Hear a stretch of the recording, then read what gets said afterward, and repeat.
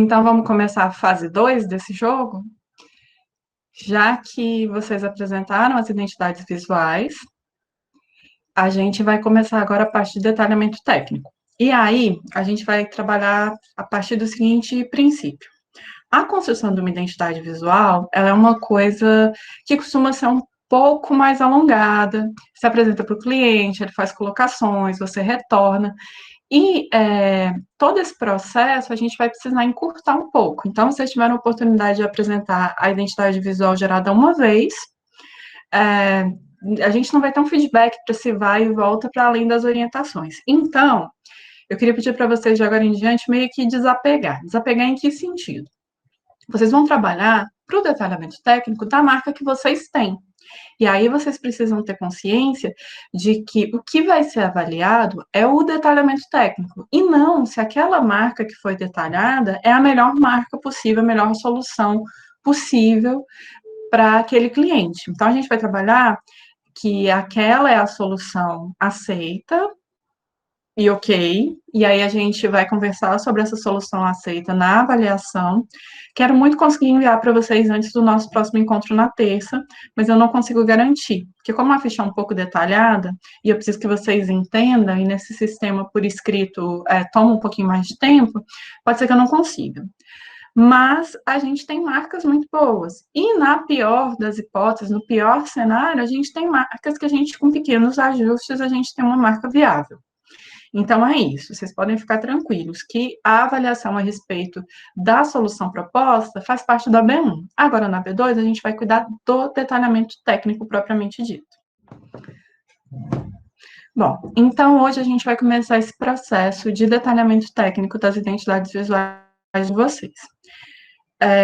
Parte do que a gente vai ver aqui também está na nossa videoaula, que faz parte das atividades assíncronas que vocês têm que assistir naquele esqueminha que vocês já conhecem. Me dá um joinha nos comentários lá do YouTube para eu poder confirmar que vocês passaram por ali e a frequência está atribuída. Lá, eu falo do manual de identidade visual enquanto peça gráfica. O que isso quer dizer?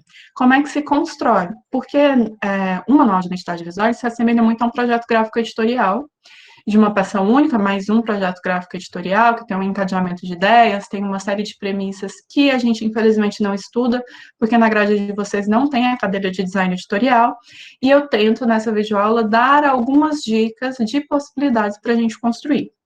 Nesse material que a gente vai ver agora, tem algumas coisas que se repetem lá, mas são materiais essenciais para a gente entender do que a gente está falando nesse momento, então eu vou acabar me repetindo, porque faz parte do jogo, não é mesmo? Então, o que é esse manual de identidade visual? O manual de identidade visual, ele é um material que apresenta a normatização do projeto de identidade visual. E ali vai estar determinado tudo referente à construção da marca, da identidade visual e de outras aplicações que aquela marca permite. E ali vocês vão determinar todas as variáveis possíveis. Qual que é a intenção? Qual que é o objetivo desse manual de identidade visual? Garantir que, independente de quem gere novos produtos ou quem aplique novos produtos, que ele mantenha a integridade daquilo que foi projetado. E como a gente está gerando um sistema, a ideia é que, a partir da identidade visual, vocês construam regras e parâmetros que reforcem a identidade visual criada e que eles permitam gerar um parâmetro para que novas aplicações sejam criadas e também para garantir a fidelidade daquilo que foi criado. Então, a gente vai definir algumas diretrizes de projeto. E essas diretrizes de projeto vão determinar qual vai ser a cara do manual de identidade visual e da marca desenvolvida. Se é uma marca clássica, se é uma marca moderna, vocês vão pegar tudo aquilo que já estava lá na problematização, que embasou o conceito a partir do qual vocês geraram uma identidade visual e vão no mesmo tom. Então, o projeto gráfico, ele vai ser o padrão a partir do qual as informações vão estar ali distribuídas. E é isso que vocês precisam planejar. Eu acredito que eu já disse isso nessa turma, mas eu, particularmente, eu sou partidária da ideia de que quando um cliente solicita um manual de identidade visual, ele solicita um sistema de identidade visual, ele quer que o manual também tenha sido pensado exclusivamente para ele. Então, eu não acho muito viável quando você cria um padrão para a sua empresa e todas as identidades visuais que a sua empresa gera saem com aquele mesmo padrão, porque cada cliente vai ter uma necessidade. Mas existem empresas que trabalham nesse sentido a fim de agilizar o processo. Particularmente, eu acredito que o ideal é que você adeque o projeto gráfico justamente à empresa, no caso, o seu cliente. Então, é o que a gente vai fazer nessa disciplina. Vocês vão criar características visuais também para o material que vai ser apresentado. E aí, vocês têm que pensar aonde que esse manual vai estar. Cada vez é mais comum que a veiculação desse manual de identidade visual se dê de maneira eletrônica, de maneira digital. É muito comum também que a gente ainda faça questão do impresso, porque o impresso ele tem não só o caráter funcional do impresso, mas ele também tem toda uma carga simbólica. Sabe aquela coisa que você quer mostrar para todo mundo que você gastou 15 mil reais pagando para fazer? Então, às vezes, acaba sendo importante e impresso não acaba a luz, impresso não troca de computador e pede, impresso a gente não perde o link, então acaba sendo interessante você ter esses dois materiais. Então, quando a gente está falando dessa veiculação tátil impressa, você vai pensar numa série de questões. Quando você está falando do digital, você vai pensar em outras. Na nossa disciplina, a gente vai fazer tudo pelo modo remoto. Então, a gente precisa que isso tudo se dê no meio digital, porque a gente não vai se encontrar fisicamente. Por isso que a gente eliminou a parte impressa, que para mim é uma dor no coração, porque é ali no impresso que as coisas dão errado. E aí vocês, infelizmente, vão se formar sem ter essa experiência dentro de uma disciplina, com alguém te apontando não só os erros, mas também as possíveis soluções, vocês vão perder essa dinâmica do impresso. Mas pelo menos vocês vão se treinar para pensar em peças gráficas digitais. O que é obrigatório do nosso manual de identidade visual para a disciplina de PG1, contexto remoto do período 2020.1? Vocês vão fazer uma rápida apresentação da empresa, vão apresentar as referências visuais, vão falar da conceituação da marca desenvolvida e vão apresentar a marca propriamente dita, seu detalhamento técnico e as aplicações da marca. A parte de criação de pontos de contato, ela vai ser um extra, onde cada integrante do grupo, nos grupos que são mais de uma pessoa, se desejar, vão desenvolver essas aplicações, esses pontos de contato. A gente vai ter uma aula normalmente explicando do que se trata, como é que se constrói, mas ele só vai ser inserido no manual de identidade visual se for um desejo do grupo. Eu acho muito difícil você não querer fazer outras aplicações, mas a gente entende que tem o tempo, tem as outras disciplinas que vocês estão fazendo, então ele não é uma questão obrigatória. E caso apresentem um ponto de contato de marca, embora a gente vá voltar nesse assunto em outros momentos, é preciso que exista uma justificativa de por que aquele é um ponto de contato interessante para sua marca, as referências visuais e conceituais que você adotou, as especificações técnicas e uma simulação digital desse ponto de contato a ser desenvolvido. Tá, mas o que é esse bendito desse detalhamento técnico que a gente vai falar hoje? O detalhamento técnico, ele vai falar todas as minúcias daquela identidade visual. Tá aí na tela para vocês essa pequena grande lista, que vão estar divididos em dois grandes momentos. Um de detalhamento técnico, que é o que a gente vê hoje, o desenvolvimento de aplicações, que é o que a gente deve ver na semana que vem ainda, e aí os arquivos digitais fazem parte desse pacote que vai encartado no manual. Cada um desses três grupos, a gente tem uma aula para se dedicar a eles, então não se preocupem, não entrem em pânico. Então, resumindo, a gente vai construir um manual que tem um caráter técnico. O que é esse caráter técnico? Existem algumas determinações que às vezes estão para além do gosto, para além da cara. São questões técnicas, então são questões que têm certo e errado, funciona ou não funciona. E aí, além disso, tem um conjunto de arquivos digitais que vão ser o que permite que eu execute aquilo que está no manual. E o destino do nosso manual é o meio digital, pensado em página dupla. Vocês já devem ter visto sites como o ISU, que eles colocam para a gente algumas dinâmicas. Renata, pode falar. Ô, Dani, eu tenho uma dúvida, porque assim, você poderia voltar ao slide, por favor? Posso. Nos itens. Isso. Pronto.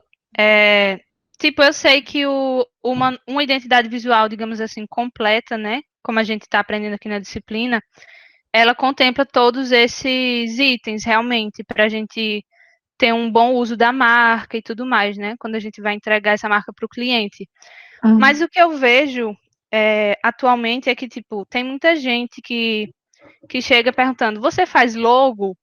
Aí, tipo, tá, eu faço logo, mas eu não quero fazer só a logo, né? Uhum. A minha intenção é criar todo um sistema de identidade visual para a pessoa. Mas aí acontece que, tipo, incluindo todo esse trabalho que é entregue no manual de identidade visual, o preço ele fica um pouco fora do que seria acessível para a pessoa. Aí, tipo, tem alguma sugestão do que poderia fazer? Sei lá, se alguns itens poderiam ser reduzidos da entrega para caber no bolso da pessoa. Então, essas dinâmicas são complexas de fato, e aí a gente tem dois caminhos. Tem o caminho de pagar as contas e tem o caminho de durar. Eu gosto muito de citar Rubinho Barrichello nessas horas, porque ele falava que você tinha dois tipos de carreira. Uma carreira apoteótica, que é aquela carreira que você vai ser o campeão de todos os campeonatos que ele disputasse na Fórmula 1, e aquela carreira que era duradoura, que você optava por ir um pouco mais devagar, mas permanecer mais tempo naquele mercado. E isso é uma postura que cada designer vai ter que decidir aquilo que ele acredita, porque vai ser crença, porque vai ser difícil, sabe? Não vai ser uma coisa que vai acontecer rápido. Se a gente for falar do pagar contas, o que eu te recomendaria é sempre você pensar que é importante você explicar para o teu cliente o que, que ele quer daquela identidade visual. Isso numa reunião informal, mesmo sem receber por ela. Porque o teu cliente vai te procurar, ele quer alguma coisa daquela identidade visual que ele está criando. E é esse querer dele que vai determinar o que, que é e o que, que não é fundamental. Vamos exemplificar.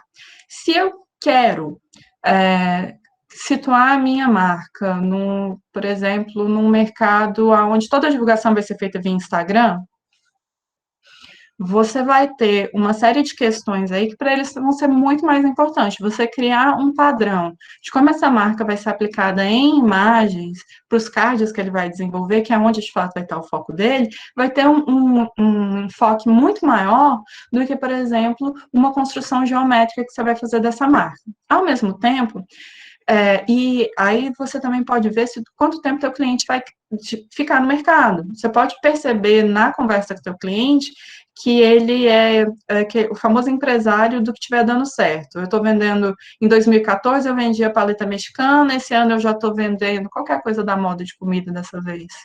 Aí ano passado eu estava vendendo açaí, aí eu estou vendendo o que estiver dando dinheiro. Para esse cara, uma marca que não é tão bem construída tem menos peso do que uma pessoa que você percebe que pretende ficar no mercado muito tempo.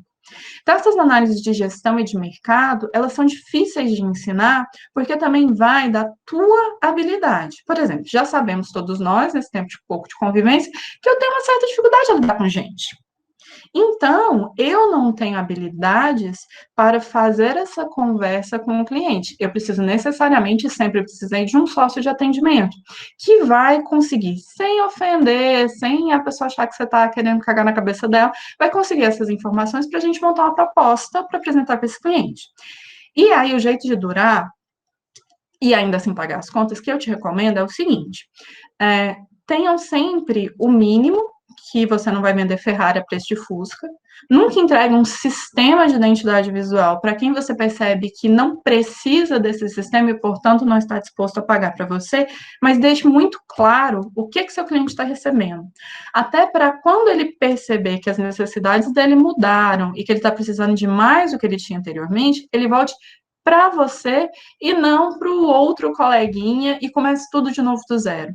Porque para a gente, para eu que estou no mercado, que eu estou nesse ramo há mais de 20 anos, eu tenho muita clareza do que funciona e do que não funciona em termos de design, e em termos dos aspectos comunicacionais pela minha vivência. O meu cliente não tem.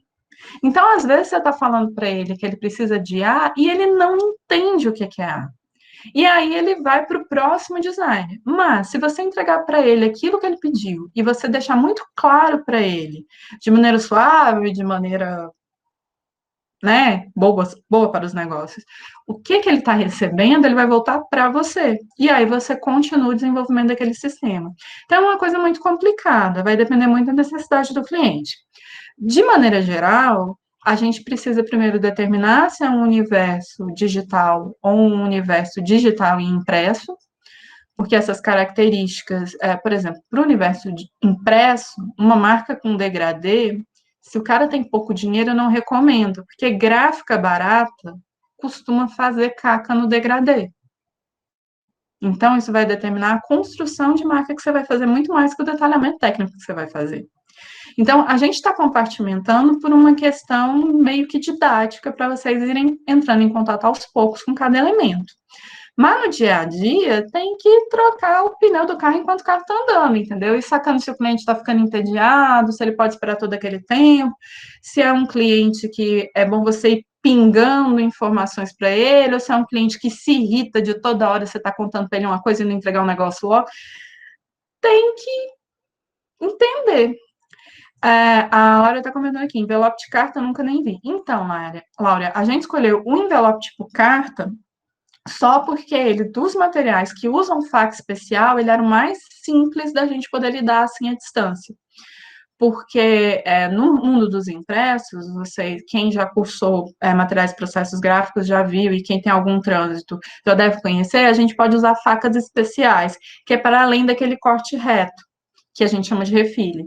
E aí, pensar numa faca especial, numa montagem de material, muda o teu olhar para a geração daquele material. Por isso que a gente vai escolher envelope carta. Envelope carta você vai ter para empresas que lidam muito com papel. E com materiais de tamanho diferente, porque é mais comum você, numa empresa menor, você faz um envelope tamanho A4, ou que tamanho ofício, que cabe uma folha A4 dentro, porque aí, por exemplo, serve para uma nutricionista que entrega uma dieta, porque às vezes ele sai mais barato que você mandar fazer a pasta. E ele serve para mais de uma coisa. Então, assim, dizer o que teu cliente precisa é tudo fruto daquela problematização. Eu acho que foi com um grupo do pessoal da Rota Amarela que eles falaram que estavam com muita dificuldade de criar. Eu falei, gente, não é dificuldade, é o processo mesmo. É difícil que você tem que pensar a respeito de tudo. Então, é aquele olhar que você está fazendo agora, mas você está pensando no daqui 3 meses. Então, de fato, não é fácil. Eu fico muito frustrada de precisar passar as coisas para vocês nessa correria, né? Que a gente sabe que a gente está num processo muito mais corrido do que se a gente estivesse no presencial, e numa grade que vocês só vão ver, teoricamente, a parte de impressos depois que a gente faz. Renata, você acha que eu consegui responder o que você me perguntou? Eu só compliquei mais a sua vida. Não, conseguiu sim. É porque eu percebia que, tipo, no meu exemplo, né, alguém que está ainda na faculdade, mas que já está começando a trabalhar com isso, tipo, se inserido no mercado, eu não consigo, tipo, atender grandes empresas logo de início para poder oferecer tudo isso, né, uma marca tão Uhum. estruturada desse jeito. Então, simplificar um pouquinho aí, realmente. E Dani, aí, fala, rapidinho. Laura. Claro. E o pessoal que está fazendo marca, hoje em dia, que vende só o logo, né? Que o pessoal pega assim, você faz logo, vende a R$ 50. Aquela Sim, fonte manuscrita que está em todo canto, sim. vende a R$ 70. Então, não. Como é que se diz? Pois é. Só que aí, Renata, se eu não sei se vai lhe ajudar um pouco. Mas eu também estou começando a trabalhar com isso. Eu já consegui alguns clientes. Vale muito de você se reunir com eles e ver o quanto que gera valor, entendeu? Em cima disso. Eu achei um jeito de fazer preço mais barato, mas como se fosse assim, por pacote. Como quando a marca é só para Instagram, quando é só para rede social, é uma lojinha. Então a É uma pessoa boa precisa de estratégia. capa de destaque, a pessoa precisa do símbolo, a pessoa precisa. Enfim, eu vou trabalhando dentro do que ela precisa. Aí o pacote mais barato que eu vendo é 480. Tipo, tá dentro do preço que eu acho que vale o meu trabalho. eu mostro para o cliente que é um trabalho de um profissional, que ele não é um plágio, que ele não vai achar nada igual, enfim, e aí a gente vai. Aí quando a pessoa quer, e tudo eu coloco também no manual, aí o manual é menor, então também me poupa mais trabalho. Então quando o cliente, para mim, fazer 5 marcas de um cliente de 400 é melhor do que pegar um cliente de 1.500 e fazer uma marca que vai consumir 20, 30 dias do meu mês. E uma outra coisa que você pode fazer para precificar é pensar na sua hora de trabalho, entendeu? Quanto tempo você demora? Porque, por exemplo, tem algumas pessoas que têm mais dificuldade para fazer síntese gráfica, então elas demoram mais para fazer uma marca. Para essa pessoa, quanto menos ela cobra, menos custa a hora de trabalho dela, porque ela gasta mais tempo para desenvolver. Então, às vezes, focar nas suas habilidades também seja interessante para essa precificação. Então, posso voltar? Sei que isso é um assunto interessante. A gente pode, de repente, montar um fórum para trocar impressões sobre essas questões de gestão e de como lidar com clientes menores. A gente, dentro da disciplina, aprende o pacote completo, e aí a gente precisa problematizar num contato direto com o cliente para entender as necessidades dele de fato. Beleza? Então, eu vou abrir o fórum, Renata, que aí a gente papeia e aí troca ideias, tanto... Eu nunca fiz parte do mercado de Maceió, então eu não sei te dizer nada do mercado de Maceió, fora o que eu ouço dizer pelo pessoal que se formou, que é mais próximo a mim. Mas a gente tem situações bastante complexas, assim, para serem resolvidas. Essas conversas são muito importantes, inclusive a Batuque podia promover mais, né? Que aí saía dessa coisa de dentro das empresas júniores e tentava fazer de repente, propor um seminário. Tem muitos estúdios que nasceram, até mesmo de pessoas que foram da própria Batuque, né? Então, de repente, pode ser. Olha, tem de Luano de Hoje a 8, tem do Thalisson o Frente Coletivo, tem as meninas da AK, que tem a Shea, tem. Tô lembrando de mais gente. Tinha uma que era a Luana, como é que é o nome? Hype. Tem muitos estúdios, vocês podem. E assim, esses nomes que eu citei são pessoas que eu sei que topariam conversar sem, porque tem muita aquela coisa de, ai meu Deus, não vou dividir os meus segredos. E não é isso, entendeu? Quando vocês tiverem consciência de classe, lá vem a professora comunista, sim, lá vem a professora comunista. Quando vocês tiverem consciência de classe, isso vai funcionar. E eu falo por experiência, eu venho de um mercado que era muito parecido com Maceió, no início dos anos 2000, que foi quando eu me formei. Cidade pequena, cidade com essa estrutura um pouquinho mais de coronel, de QI, das relações, e que a gente, a partir de um entendimento comum de mercado, a gente conseguiu dar um up no processo de construção de design na cidade de Goiânia. E foi em cima disso, de entender o que cada um está fazendo e conversar sem medo. A partir do momento que os estúdios começaram a trocar ideias sobre como é o cliente, como ele deve ser tratado, o que pode ser cobrado, a gente servia até para indicar. Por exemplo, a gente tinha escritórios que eram especializados em empresas de moda. Então, a gente indicava as coisas para a sociedade que era especializada em empresas de moda. Já tinha outros que eram especializados em impressos, outros em mercado editorial. Então, a gente ficava trocando essas figurinhas e todo mundo mais ou menos sabia como é que era o trânsito de todo mundo, então um acabava indicando o outro. Mas aí é a partir também de uma coisa meio hippie, da gente acreditar nessa cultura coletiva. A gente tinha uma formação de pertencimento dentro da universidade que é um pouco diferente do que eu vejo na UFAL. Eu não vejo vocês, assim, amigos das outras turmas e fazendo eventos internos promovidos pelos alunos, isso fortalece muito. Mas vamos voltar para o assunto, senão a gente não termina antes das 7 hoje. Bora lá? Então, aqui tem a nossa listinha dos conteúdos do manual. Quando vocês tiverem oportunidade, o slide está no Moodle, vocês podem dar uma olhada, ou depois vocês podem voltar no vídeo que vai para o YouTube, acredito que até domingo, para dar uma olhada. O que eu estava falando quando eu comecei a responder, Renata, é que a gente quer propor, que eu quero propor que vocês trabalhem com um manual que vai ser visível em página dupla, como se fosse uma revista. Vocês já devem ter visto vários mockups assim, e a gente tem sites como o ISU, que você sobe o arquivo PDF e o próprio sistema deles transforma nesse page flip, que é esse passar de página, que simula um impresso. Então, a gente vai pensar nessa estrutura de página dupla para projetar. Ele tem que ter elementos pré-textuais, que são uma capa, um índice e uma folha final, de preferência, indicando os créditos. Porque como alguns grupos são com mais pessoas, às vezes é interessante para vocês, até para jogar no portfólio, quem foi responsável pelo que, caso vocês dividam isso muito claramente. Se não tiver, essas folhas de crédito pode ser desenvolvimento e o nome dos integrantes do grupo, se você for fazer tudo. Tem os conteúdos básicos, né? A empresa, o perfil do produto oferecido, aquilo que vocês já apresentaram na análise de cenário da apresentação inicial, o processo de criação, que também está lá na apresentação inicial, e aí a gente começa com detalhamento técnico hoje. Ajustes formais, eu vou passar, porque senão eu não vou conseguir entrar em todos os conteúdos, o desenvolvimento dos padrões e variações de marca, e as aplicações que vocês vão desenvolver, que a gente vai vendo ao longo do semestre.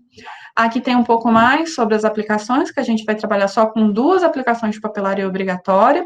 O cartão de visita, porque ele tem possibilidades de aplicação de acabamentos, e a possibilidade de trabalhar frente e verso, e a gente vai trabalhar com envelope carta para poder trabalhar com faca de corte. E confesso para vocês que são materiais impressos hoje que a gente usa pouco. Eu conheço pouquíssimos lugares que ainda tem cartão de visita e pouquíssimos lugares que usam só envelope carta, mas a gente vai usar com eles pelas características desses materiais. O cartão de visita, por ser mais reduzido, então vai obrigar vocês a desapegarem da fonte 14, vocês vão entender que fonte 6 dá para ler. Eu sou velha e leio, uso óculos e leio, dá para ler fonte 6, fonte 8. E aí a gente tem todos os arquivos digitais que vão ser gerados. Nossa aula sobre o manual enquanto peça gráfica já está no YouTube para vocês darem uma olhadinha.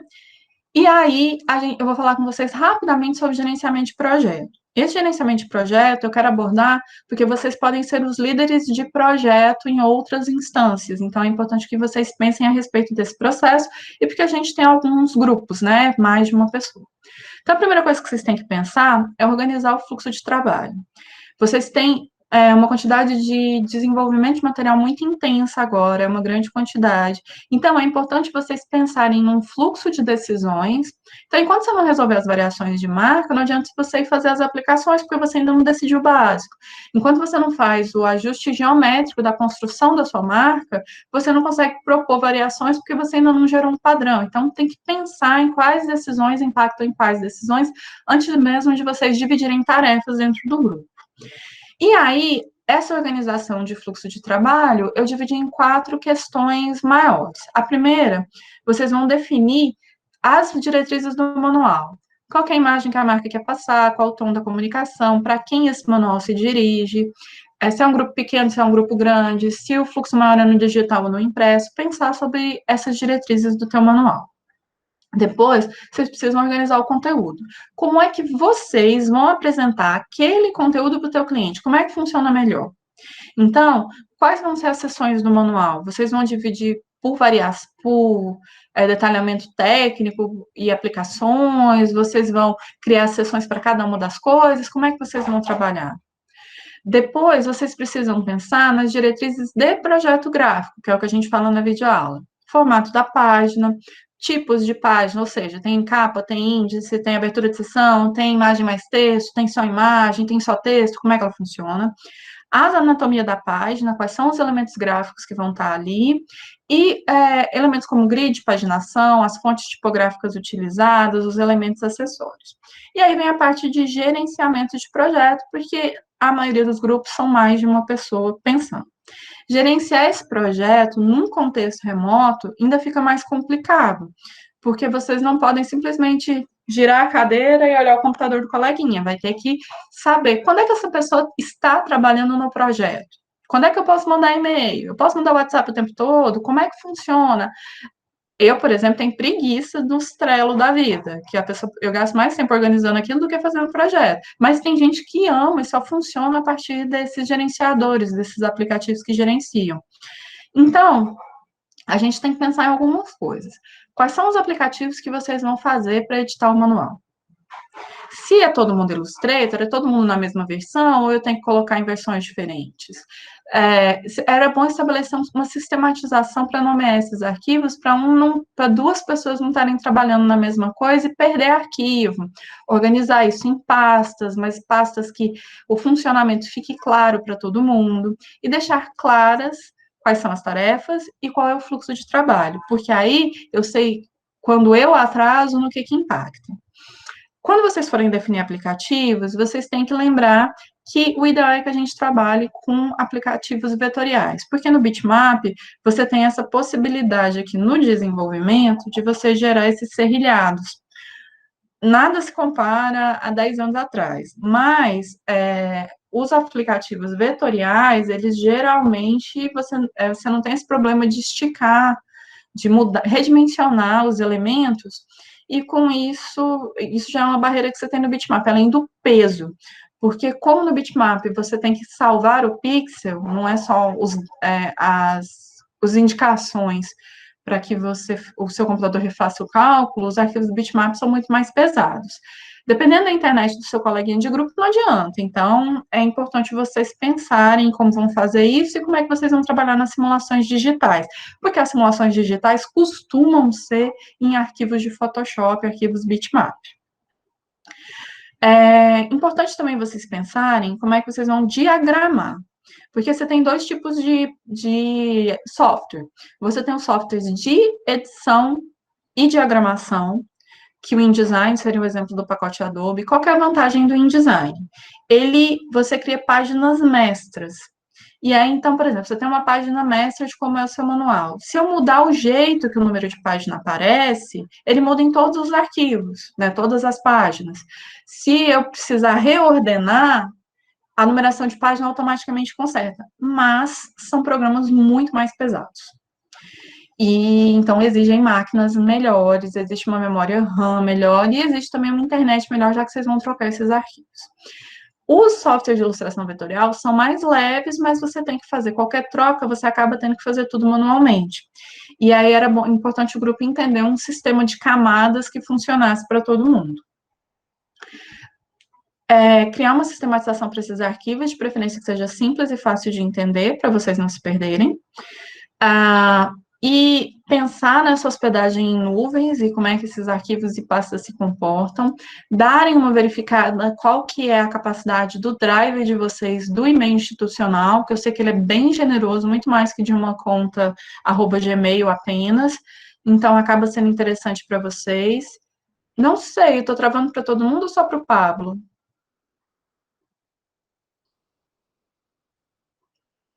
Alguém responde? Obrigado, Luiz, tá ótimo. Pablo, deve ser sua conexão, infelizmente. Então, olha só, sistematizou os arquivos, é importante que vocês não confundam algumas terminologias, diferença de modelo, de protótipo, de mockup digital. E aí, organizar esse fluxo de trabalho. Aqui tem 4 sugestões de aplicativos que são muito bem avaliados nessa organização de fluxo, mas é importante que esses aplicativos deixem muito claro quais são as tarefas e o prazo que você tem para cumprir cada uma delas. Então, é importante que vocês organizem listas de atividades, calendários, indicadores de tempo, como é que são os uploads de arquivos, horários de trabalho, para que vocês possam trabalhar de maneira mais fluida. Vamos para o detalhamento técnico? Respira fundo. Bom, a criação do sistema de identidade visual, ele prevê que você pense na integração dos elementos daquela identidade, e que são os primários que vocês já geraram, e os elementos que vocês vão criar como acessórios. Então, a gente tem aqui a definição da Maria Luísa Peon para essa identidade visual. não forma necessariamente um sistema, a identidade visual. O sistema só é formado quando possui uma unidade, caracterizada pelo claro estabelecimento de elementos que se singularizam e pela repetição organizada e uniforme desses elementos. Temos, então, um sistema de identidade visual. É a unidade que perpassa por este projeto, sem engano, forma a identidade visual do cliente, cuja eficiência, antes de mais nada, é medida justamente por essa unidade. Então, só a identidade visual, com aqueles elementos primários que vocês chegaram, ela não forma um sistema, porque vocês precisam de outros elementos que ajudem a fixação dessa identidade visual. E, principalmente, evitem que vocês repitam a exaustão sempre os mesmos elementos, dando flexibilidade ao sistema que você está gerando. Então, se a gente tem, a partir da junção do símbolo e logotipo, uma identidade visual, o sistema ele vai amplificar tudo isso que a gente está trabalhando. Então, a gente já participou dessas etapas, a gente identificou a demanda, problematizou, diagnosticou definindo os requisitos projetuais e, portanto, conceituais, e criou os elementos primários. O que a gente vai fazer agora? A gente vai criar um manual, fazer o detalhamento técnico, desenvolver as aplicações e fechar os arquivos digitais. O detalhamento técnico, ele vai ser justamente o refinar da construção da composição visual que vocês geraram como identidade visual primária. Então, é ali que você vai sistematizar dimensões, proporções, espessuras, acabamentos de traço, espaçamentos e cores. Algumas identidades visuais que vocês desenvolveram já estão bem equilibradas. Outras têm problemas, por exemplo, para redução pelo excesso de elementos. Outras têm uma desproporção entre o símbolo e o logotipo da maneira como foi apresentado. Sobre esses ajustes, a gente fala na nossa próxima orientação na aula de terça-feira. Mas, no geral, a gente já pode trabalhar esses detalhamentos. Então, a partir do momento que a gente estabelece essas variações e padrões, a gente vai trabalhar com 3 dimensões. A gente vai ter as variações de marca, que são todas as possibilidades que a gente pode gerar para um uso adequado daquela identidade visual na medida da identidade do teu cliente. Essa identidade visual, ela nem sempre vai ter as versões que vão ser obrigatórias para nós. Essa obrigatoriedade a gente está gerando justamente porque é difícil mesmo. Às vezes, quando você gera uma marca que é muito horizontal, para você refazer e transformar em vertical é um ufa, mas é justamente buscando esse exercício que é uma das obrigatoriedades. Então, nós teremos a versão horizontal, a versão vertical e uma versão que venha com legenda. E essa legenda necessariamente vai descrever o negócio de vocês, justamente para vocês exercitarem essa flexibilidade e até mesmo entrar em contato com essa dificuldade compositiva de manter um padrão e manter proporções nessa criação. Mas aí quem vai me dizer qual é a variação de marca que é primária, ou seja, a que você vai usar sempre que possível, são vocês a partir do que ficou melhor. A construção técnica da marca, ela é justamente os pormenores de adequação dessa marca.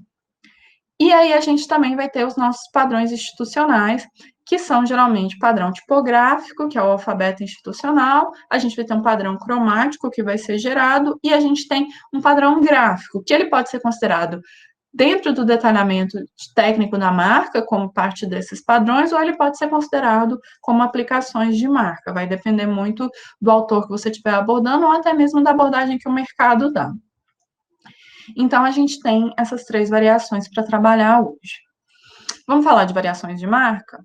Então, as marcas, elas precisam ter mais de uma versão, porque você precisa adaptar essa marca a diferentes tipos de uso.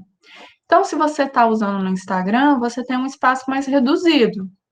Às vezes, esse espaço tão reduzido não dá legibilidade numa legenda. Então, não faz sentido você ter uma marca que tem uma legenda.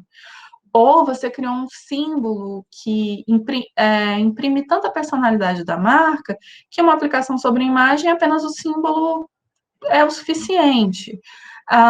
Às vezes o meu símbolo é muito rebuscado e o meu cliente ele ainda anuncia em jornal impresso. O jornal impresso tem um papel que é mais poroso, então se você tiver uma marca com acabamentos muito finos, ela não funciona nesse jornal impresso.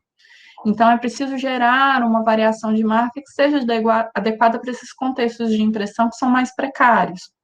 E assim vai indo esse processo.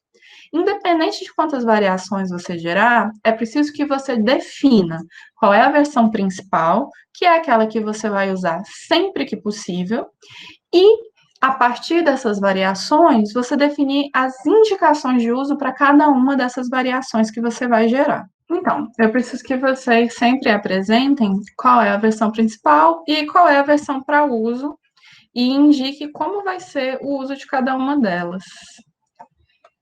Aqui é importante que vocês façam algumas adequações formais. Antes de vocês começarem a pensar nessas variações, é interessante que vocês pensem, por exemplo, na proporção áurea dos elementos. A gente tem vários vídeos que falam a respeito disso, tem muitos tutoriais, mas vocês devem lembrar da ideia de Golden Ratio, né? Que você tem a seção áurea, que o próximo quadrado vai ser somado vai ter como dimensão a soma das duas dimensões do quadrado anterior e você vai fazendo essa multiplicação chegando nessa proporção. E que isso também pode ser levado em consideração ao invés da lateral, né, da dimensão do quadrado, pode ser considerado também como a circunferência inscrita dentro desse quadrado aí. E aí, a maioria das marcas, depois que você faz esse ajuste de proporção para elas, elas costumam ganhar uma certa força. As pessoas atribuem isso justamente que essa proporção áurea, ela chega muito próxima do equilíbrio que a gente vê nas construções naturais, né? E aí a gente tem essa prática no design de buscar essa proporção áurea nas construções que a gente faz também. Eu coloquei para vocês uma série de tutoriais sobre as criações dessas proporções, dessa adequação em sequência Fibonacci, e a gente vai ter um fórum para dividir esses tutoriais, se cada um contribuir com um, a gente consegue ampliar. Aí na tela vocês estão vendo um endereço que é sugestão, então quando vocês clicarem no slide, que eu vou verificar se o Moodle está esse slide completo ou outro reduzido e fazer a troca, mas aí vocês conseguem ir nesses links e aplicarem essa ideia dentro do Illustrator ou dentro do próprio CorelDRAW, de como vocês conseguem traduzir essa proporção áurea para a marca de vocês. Aí, a gente também tem como é que a gente vai apresentar esses elementos primários de marca. Aqui, a gente tem os nossos elementos de identidade visual. Reparem que a versão principal proposta, ela não é nem só o símbolo, nem só o logotipo, mas ela é uma junção dos dois. Então, o símbolo é essa estrela pontiaguda. O logotipo é exatamente como vocês estão vendo. Mas, quando usados em conjunto, eles adquirem essa interação que está mostrando aí na imagem. E essa é a versão principal dessa identidade visual. Aqui, optou-se por colocar na lateral já os quadrados com as cores utilizadas na marca. Isso seria uma opção. Aqui não tem os códigos de cor, mas seria uma opção de apresentação. Então, uma estratégia seria você apresentar esses elementos separadamente e depois mostrar como é que seria a interação composta, né, pela junção desses dois elementos. Alguns outros manuais, eles já trazem, por exemplo, o detalhamento da construção geométrica. E aqui, por exemplo, isso aqui é uma página do Manual de Identidade Visual da Uber, e eles mostram, por exemplo, a inclinação que você tem para o corte da letra E e para a construção do R, por exemplo, e na sequência eles já optaram por apresentar o que não fazer, que são, eu gosto de falar dando ideia errada para o cliente, mas são as proibições, o que não fazer com a marca, as possíveis distorções. Então, eles optaram para já colocar o logotipo correto e colocar as distorções que não devem ser feitas. É uma outra estratégia. Aqui tem uma outra estratégia que é já as versões de uso. A versão que é mais vertical, a horizontalizada e só o símbolo. Então, vocês vão perceber que não existe um padrão em como essas versões de marca são apresentadas. Aqui a gente tem uma outra estrutura ainda. Apresenta-se as versões de uso e nas versões de uso faz a separação entre qual é a parte que corresponde ao ícone e qual é a parte que corresponde ao logotipo. E a gente tem, por exemplo, aqui a configuração da página do Manual de Identidade Visual da Mastercard. Eles apresentam, quando apresentam as versões, horizontal, vertical e a versão reduzida para os cartões, eles já mostram as variações cromáticas dela. A versão principal em cores, depois a versão em tons de cinza, depois a versão monocromática e como é que essas marcas se comportam no que a gente chama de negativo, que você tem o positivo com as versões em branco e o negativo quando você tem o fundo preto. Aqui a gente já tem uma aplicação de marca um pouquinho mais extensa. Esse manual da Fiat está no Moodle para vocês darem uma olhada. Aqui eles não só mostram todas as variações, como vocês estão vendo essa coluna lateral? Nessa coluna lateral, eles têm as indicações de uso de cada uma das variações de marca. Quando que deve ser usada, o tamanho que deve ser usada, qual que é a redução máxima, qual que é o padrão cromático, tudo isso determinado numa única página de manual. Quem é que vai determinar isso? O grupo. Lembra quando eu estava falando das organizações de conteúdo? Vocês vão definir como é que funciona melhor, qual que é o nível de detalhamento, quais são as melhores estratégias a partir da estrutura de manual que vocês estão criando.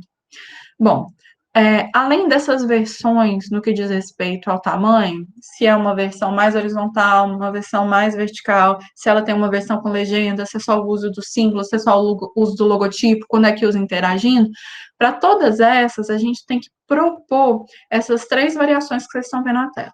A primeira delas é a versão monocromática. Quando eu falo de versão monocromática, eu não estou falando de variações de tom. Então, ela é uma versão toda no mesmo tom. Então, se ela é preta, ela é o mesmo preto. E essas variações, elas são consideradas, quando a gente fala de cor sólida, então elas são versões que a gente usa, por exemplo, na construção de um carimbo. Porque no carimbo você tem, geralmente, uma entintagem só, né? Você passa toda a tinta da mesma cor e do mesmo jeito. Serigrafias mais simples, que não são... Ela tem alguns processos serigráficos hoje que você consegue colocar essa tonalidade de cinzas, mas normalmente você usa cor chapada. Então, é onde você usaria a versão monocromática. Tons de cinza é quando você pega a variação de cores que você tinha e você prevê qual é o percentual de preto aplicado para simular aquela cor. Então, não confundam. A monocromática, ela é toda numa cor só. A cor pode ser preta, pode ser amarela, pode ser roxo. A variação em tons de cinza, ela traz para a gente essa diferença de tom dentro de um mesmo espectro de cor. E a gente tem a versão em negativo, que ela é uma previsão de o que acontece com a marca quando ela, na verdade, está num fundo preto ao invés de um fundo branco. Aqui é o jeito mais, uma exemplificação disso. Então, repara, na versão de monocromática, eu não vejo diferenças entre o que é vermelho e o que é laranja.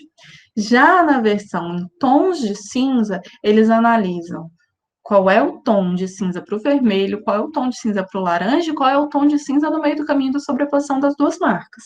O que é importante vocês pensarem?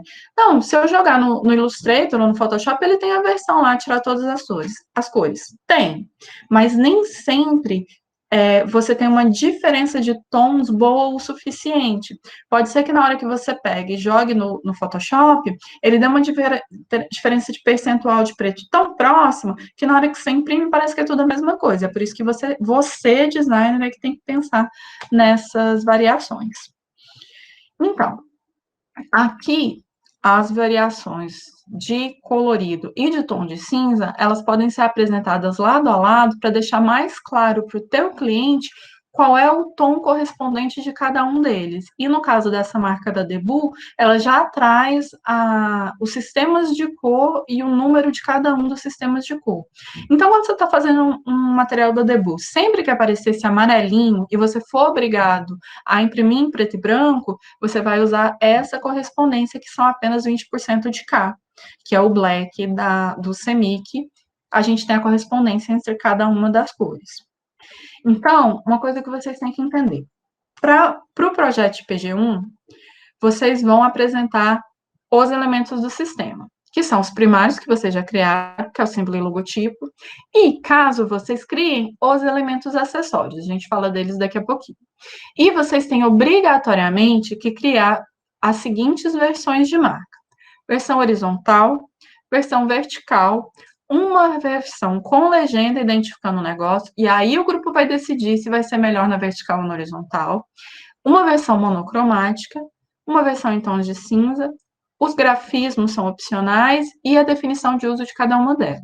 Mas uma coisa importante, para cada uma dessas versões que você for criar, você obrigatoriamente vai ter que fazer uma padronização de traço, de proporção, de espessura, de acabamento. E essa organização dessas espessuras faz parte do que a gente chama de construção geométrica da marca. Então, não esquece, para cada uma das versões, é preciso que os itens de construção técnica da marca precisam aparecer e ser detalhados nessa sequência que eu vou mostrar para vocês. O que é essa construção técnica da marca, também conhecida como construção geométrica? São os elementos que, tecnicamente, delimitam como é que essa marca deve se comportar. Essa construção técnica, ela tem por objetivo assegurar uma reprodução em diferentes mídias e diferentes meios de forma adequada e de forma segura, para você garantir que as coisas não vão se perder a partir do momento que eu mudar o meu sistema. E aí, a gente tem alguns elementos. O primeiro deles é a malha construtiva e a área de respiro. O que é malha construtiva? A malha construtiva, ela é uma malha base a partir da qual a gente vai construir todas as reproduções daquela marca. E, geralmente, ela parte da definição de um elemento base. Muitas marcas usam quadriláteros, onde um desses lados equivale a algum elemento da marca. Daqui a pouquinho eu vou exemplificar para vocês darem uma olhada. E aí eu vou estabelecer, daqueles quadradinhos, quantos quadradinhos eu tenho na largura e quantos quadradinhos eu tenho na altura. Para que isso serve? Isso é uma herança de quando a gente ainda fazia as coisas no manual, né?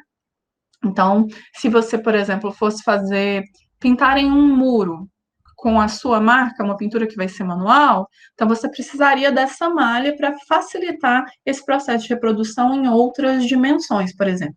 Hoje, com quase tudo que a gente faz é digital, essa necessidade da malha fica quase parecendo que é um preciosismo, mas quando você pensa em criar esses blocos e essa estrutura, o seu olhar a respeito da sua marca, da marca sua no sentido de você design que você desenvolveu, ele se amplifica. Isso acaba sendo positivo, porque quanto mais coisa você aprende, quanto mais amplo o seu conhecimento sobre um item, mais criativo você se torna, porque você tem mais itens para combinar, você conhece mais coisas.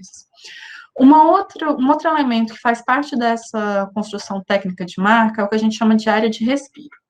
A área de respiro, ela corresponde a uma área inviolável da marca, que não tem nada lá. O que isso significa? Além do que eu desenhei, eu preciso determinar um espaço seguro, onde nenhum outro elemento vai entrar, para que esse elemento não atrapalhe a visualização da marca tal qual eu criei. Então, a gente tem aqui um exemplo da malha do SAMU. Vocês estão reparando que existe uma determinação de quanto espaço deve ser preservado em volta da marca, que é esse xizinho que vocês estão vendo aí na lateral? Então, esse X, ele foi criado levando em consideração a altura do caractere 1 do número 192 do SAMU.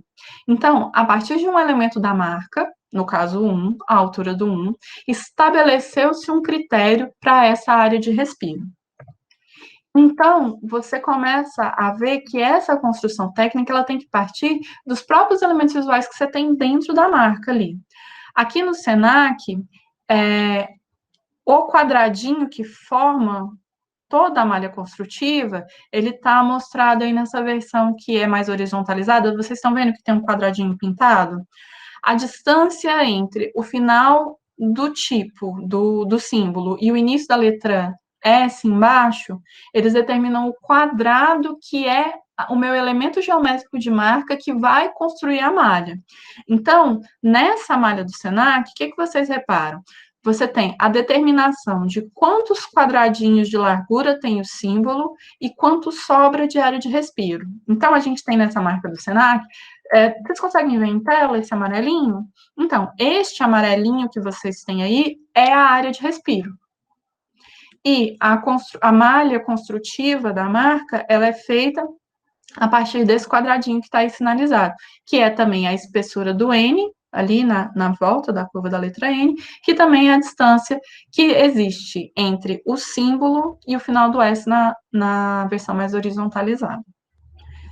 Aí vocês percebem aqui dentro do material do Senac que essa área de preservação de marca, né, que é determinada pela área de respiro, ela tanto é obedecida nesse panfleto, onde o Senac não está dentro do quadrado branco, quanto nesse cartaz, onde a marca Senac vai dentro de um quadrado branco.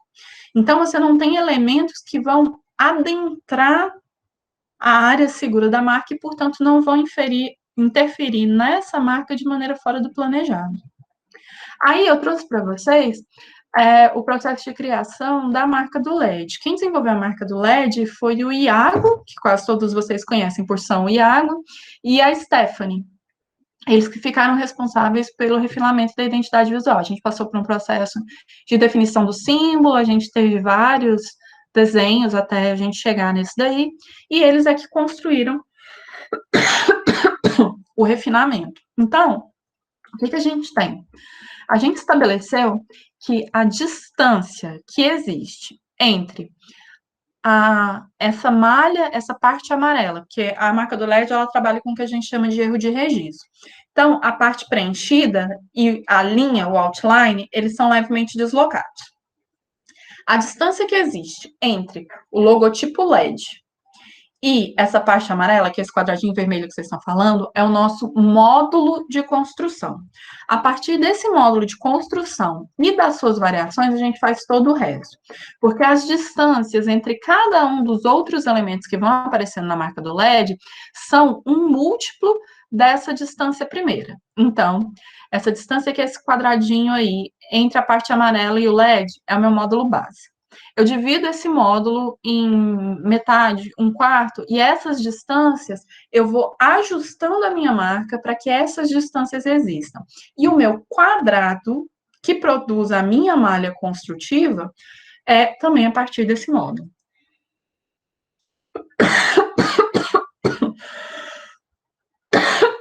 Vocês vão reparar, por exemplo, que a legenda laboratório de experimentação, ele não termina exatamente no módulo do quadrado.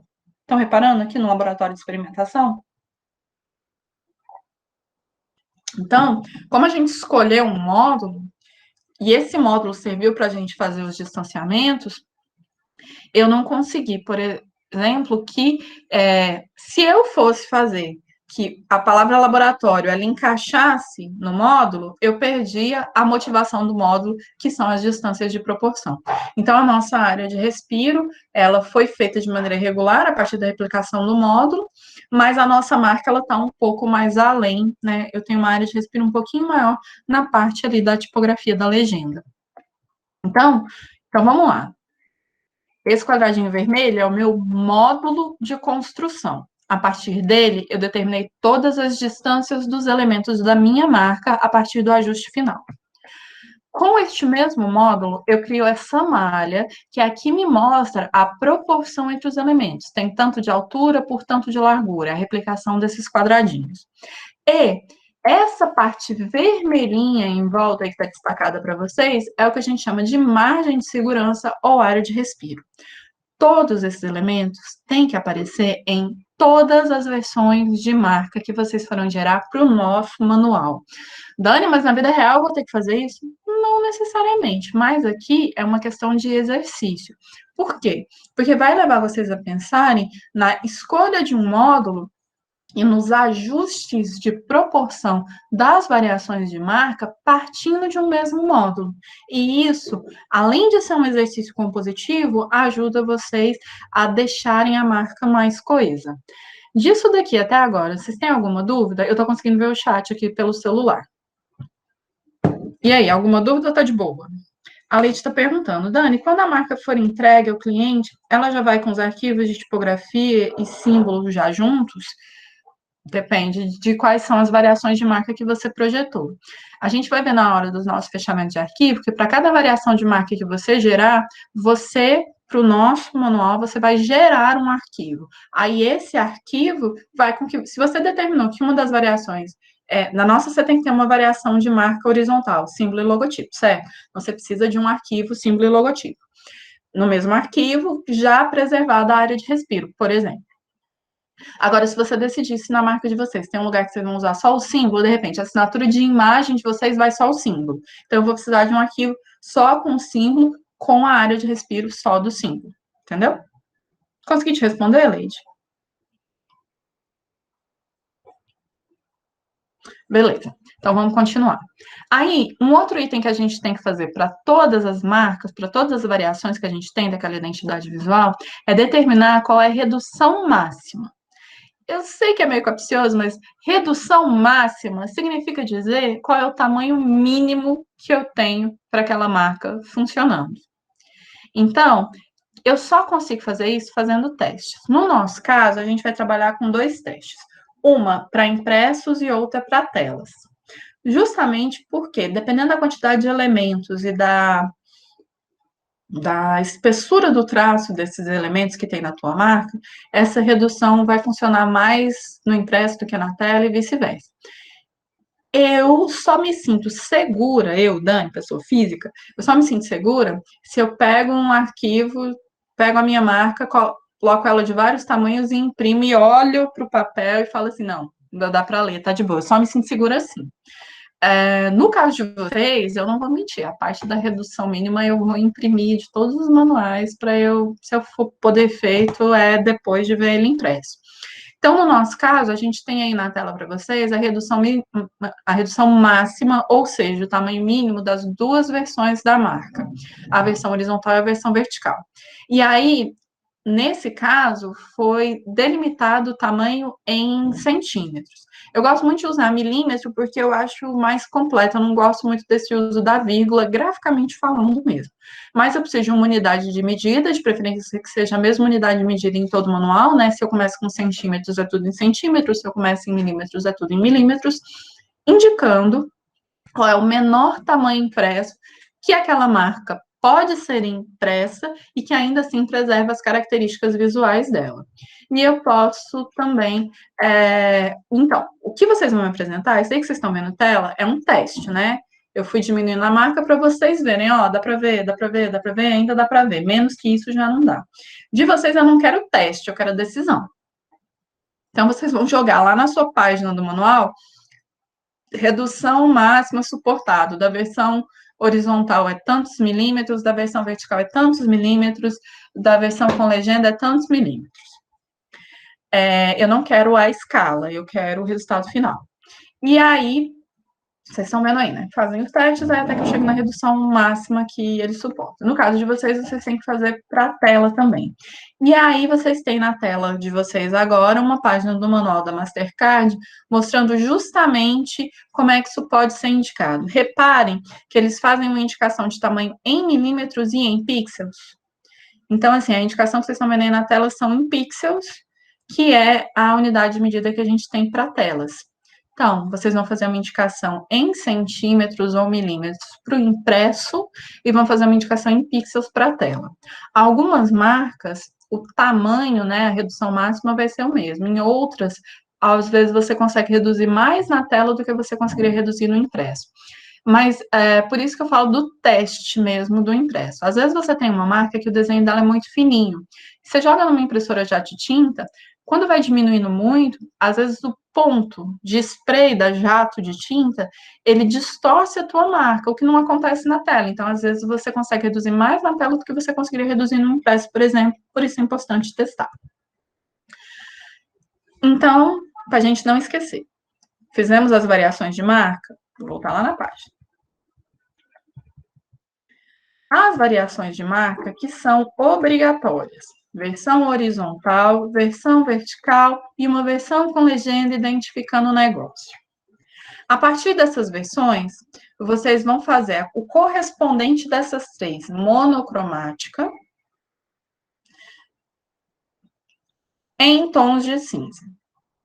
Então, todas essas três marcas que são obrigatórias, essas três variações, vocês obrigatoriamente vão ter que criar uma versão monocromática e uma versão em tons de cinza para elas.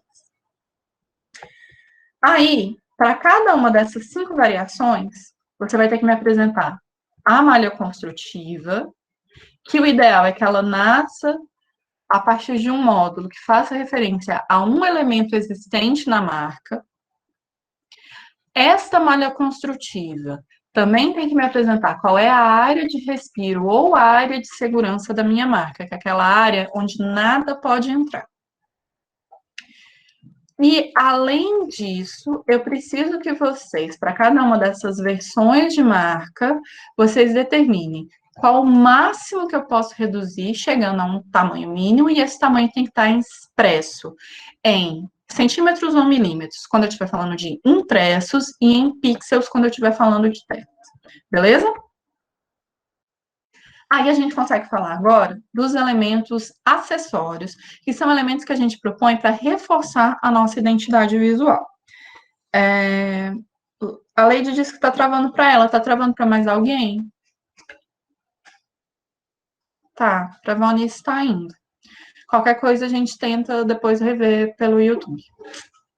Bom, o que são esses elementos acessórios? Quando a gente está falando de um sistema institucional mais completo, às vezes a gente não pode usar só a identidade visual, senão a gente acaba desgastando. A gente, de tanto usar, aqueles elementos gráficos perdem força, os meus elementos primários. Então, a gente acaba criando grafismos. Aqui eu trouxe para vocês o Manual de Identidade Visual do Aeroporto do Galeão, no Rio. Ele foi desenvolvido pela Ana Couto Design, que é um escritório de branding, Ana Couto Branding hoje em dia. Ana Couto Design é quando eu era jovem. A Ana Couto Branding é um dos maiores escritórios de branding que a gente tem no Brasil. Eles têm trabalhos muito bons. A criação dessa identidade visual do Aeroporto do Rio é baseada nas belezas naturais da cidade, nas montanhas, nos mares. E aí, a partir dessa identidade visual, que vocês estão vendo aí na tela, né, que tem o logotipo e a versão em cor, embaixo vocês estão vendo que eles têm uma versão só em traço, que é a versão que a gente chama de versão outline. Eu não coloquei para vocês como obrigatório a versão outline, mas os grupos que quiserem fazer experimentações com essa versão só de traço, ela às vezes é uma solução boa para a sua versão monocromática. Às vezes, por exemplo, se trabalha essa marca aí da Ana Couto, se você fosse fazer ela monocromática, ia ficar bem complicado para você preservar a característica principal dela, que são essas variações das curvas das montanhas. Então, ela só funcionaria em carimbo, por exemplo, se eu fosse fazer ela em outline. Então, às vezes, pode ser interessante para vocês. Não é uma obrigatoriedade, que também tem a versão em outline, mas pode ser uma experimentação necessária para quando vocês forem criar a monocromática. Pois bem, a partir da identidade visual, do símbolo criado, eles fizeram algumas variações desse símbolo e tem uma vinculação na construção de marca muito vinculada a estilos musicais. Eu não sei se vocês conseguem ver na tela de vocês, mas essa primeira linha eles chamam de bossa, a do meio é MPB e a de baixo é funk. Então, eles mesclaram essa ideia de paisagem do Rio, porque a gente tem os morros cariocas muito conhecidos, com a ideia da musicalidade da cidade. Então, os grafismos que eles usam e aplicam em vários lugares, eles fizeram também a partir do desenho do espectro sonoro dessas vertentes sonoras que a gente tem da música brasileira e da música carioca. E aí, a gente tem aqui uma outra criação de grafismo, bem mais simples, que é do Manual de Identidade Visual da Cielo. Eles, para não repetirem a marca o tempo todo, eles pegaram o símbolo e fizeram um recorte. E aí, esse recorte tem uma determinada angulação, e aí você tem a aplicação dela, desse grafismo, em outras páginas. Então, por exemplo, toda a papelaria da Cielo é em cima desse grafismo, que não é um elemento primário de marca, é um elemento acessório. Um outro elemento acessório que durante um tempo, foi considerado muito brega, que a minha geração é da época que isso era brega, são os mascotes. Os mascotes, eles foram muito usados nos anos 80 e anos 90. Esses aí que estão na página, apesar de já estarem com seus desenhos atualizados, são todos mascotes dos anos 80 e dos anos 90. Então, eles usavam muito porque você tinha uma expectativa de ter uma cara para a marca, e essa coisa do desenho cartunesco aparecia muito, então a gente tinha todos esses personagens. E hoje em dia, a gente tem esses personagens, esses mascotes, eu fico até com dó de chamar de mascote, mas ainda não apareceu um outro nome, né, para dar para eles. Mas esses personagens que representam a marca, hoje em dia, eles são usados para darem cara aos sistemas de inteligência artificial e de design conversacional. Eu não sei se vocês conhecem esse termo, mas quando você projeta um sistema, você desenha um sistema, e eu estou falando de design no sentido projeto e não no sentido grafismo. Quando você desenha um sistema para que ele responda às interações do usuário, isso é chamado de design conversacional. É, por exemplo, o que a Natura faz e que a Magalu fazem nos aplicativos, tanto da Natura quanto do Magazine Luiza. Se você, eu, ano passado, fiquei muito feliz, porque a Magalu me deu feliz aniversário no meu WhatsApp. Então, assim, é uma programação que você faz para humanizar a marca. Então, você tem uma inteligência artificial que, para você perder aquela barreira de, ai meu Deus, vão invadir a minha casa, sabe, Exterminador do Futuro? Vocês não sabem que vocês eram bebês, né? Mas para perder essa vibe Exterminador do Futuro, eles deram cara a esses personagens. Eles obedecem aos mesmos padrões dos mascotes, mas, né, chamar uma Magalu de mascote chega a ser ofensivo. Mas vocês entenderam o princípio. Também são elementos acessórios que podem ser criados num sistema de identidade visual mais complexo. Por exemplo, a marca da Von Teese poderia ter uma personagem que desse cara à marca em algum momento, que, se a gente estivesse falando de uma amplificação, poderia ser, de repente, a partir da drag do artista que faz as perucas, por exemplo. Seria uma possibilidade. Então, a gente, hoje em dia, voltou a ter essa necessidade de entender os mascotes como parte desse sistema de identidade visual. E aí a gente chega, eu juro para vocês que o conteúdo de hoje está quase acabando, eu sei que está cansativo, que é muita coisa, mas a vantagem de ficar gravado no YouTube é que vocês podem, apesar da minha voz fanha e anasalada, ouvir 10 mil vezes para absorver melhor o conteúdo, que aí vocês conseguem ir no ritmo de vocês. A gente vai falar dos padrões institucionais. O que são esses padrões institucionais? Dentro do contexto da marca, a gente precisa criar unidade visual também por outros elementos que são de menos peso e são mais corriqueiros. É muito comum que os elementos primários, a partir do momento que você banaliza eles, eles perdem força. Se eles perdem força, a sua identidade visual perde força. Então, você precisa criar estruturas que mantenham a unidade visual para você bater o olho e saber que aquele documento é da cor que roda, e que não banalizem esses elementos primários. Então, dentro desse contexto, é muito comum que a gente padronize determinadas coisas.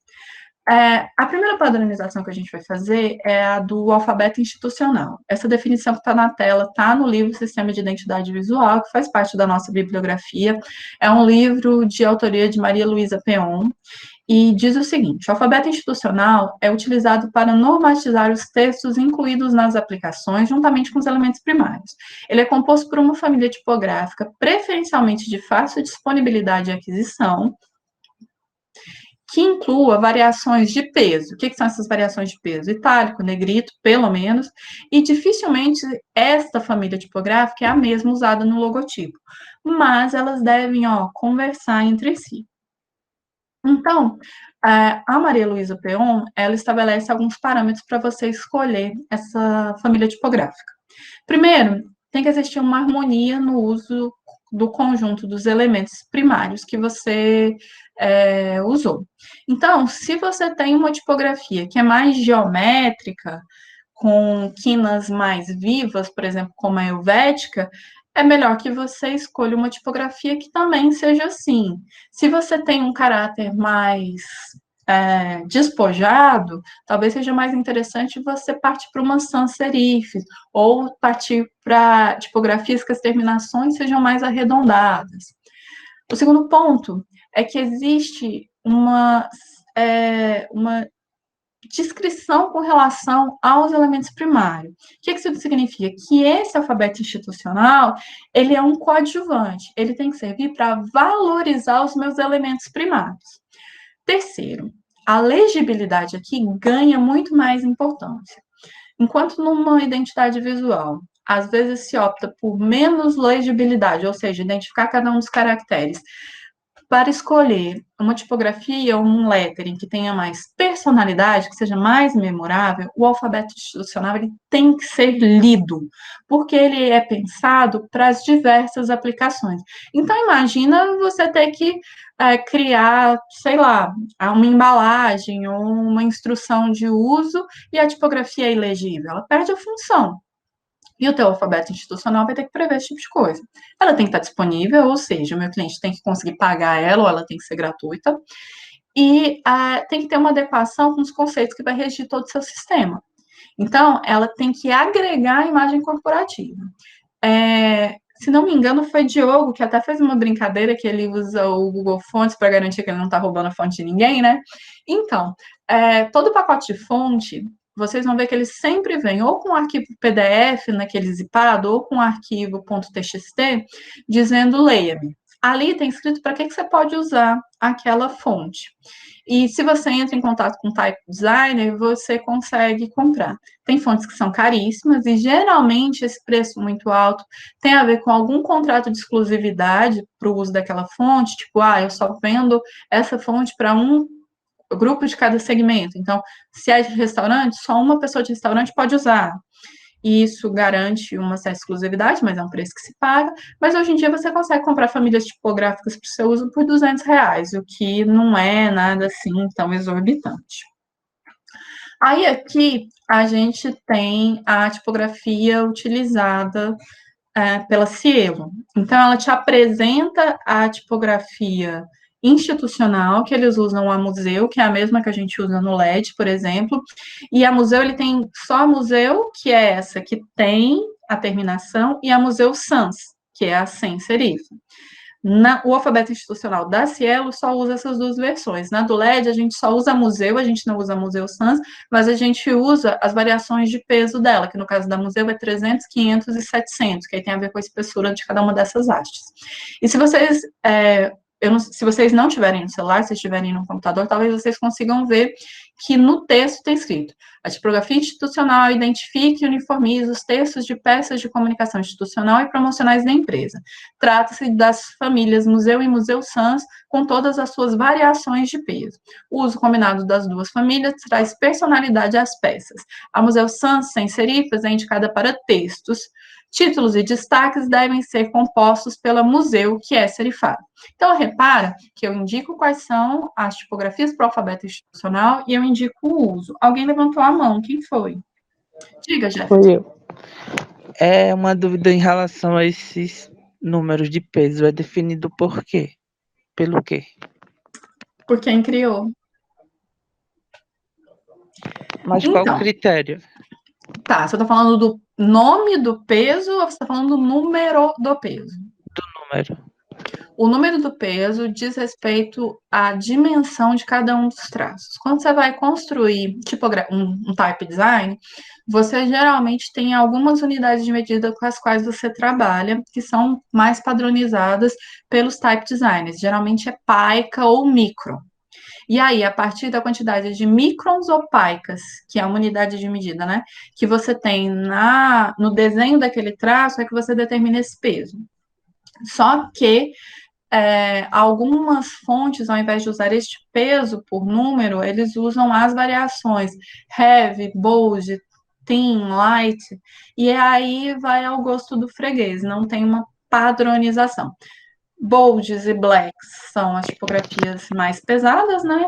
E as thin de magrinha e as light são as tipografias mais leves. E regular é a partir de onde o type designer começou a projetar. Então, Entendi. como quase tudo na nossa área, a padronização existe, mas ela é meio flexível, entendeu? Então, aí o que acontece quando você tem uma padronização flexível? muitas variações, a gente não consegue dar certeza.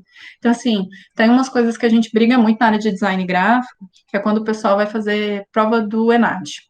Às vezes tem umas perguntas do ENAD que você não tem como responder com certeza, porque tem mais de uma resposta certa, depende de qual região do mundo aquilo ali está sendo gerado, por exemplo. Então, a gente tem esses problemas na nossa área, não tem essa padronização. Respondido?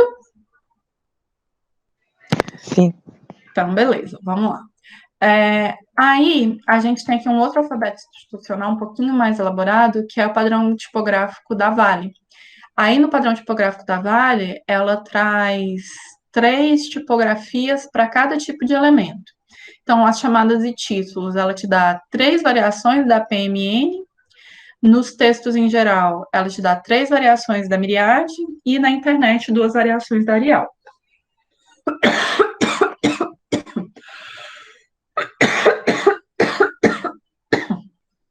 Aqui a gente tem da HP, que ela trabalha com uma família e 3 pesos.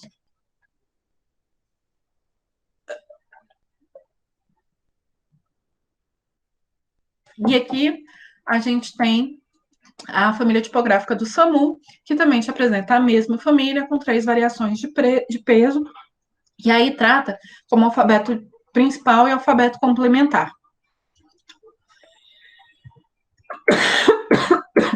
E aí, quando vocês forem escolher, o ideal é que vocês usem essa técnica, que é a técnica linguística.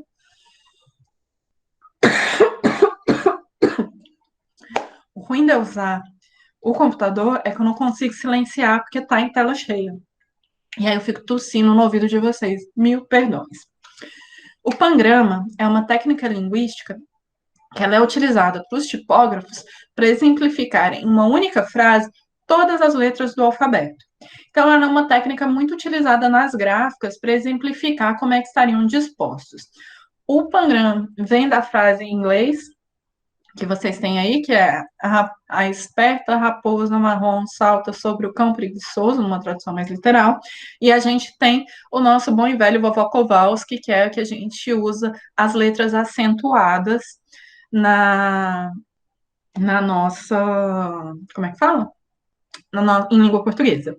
E aí, a gente tem que prestar atenção numa coisa, que é, aqui tem outros programas em outras línguas, e eu acho interessante trazer, porque cada vez mais a gente está prestando serviços sem fronteiras, e existem algumas características que a gente não tem em todas as línguas.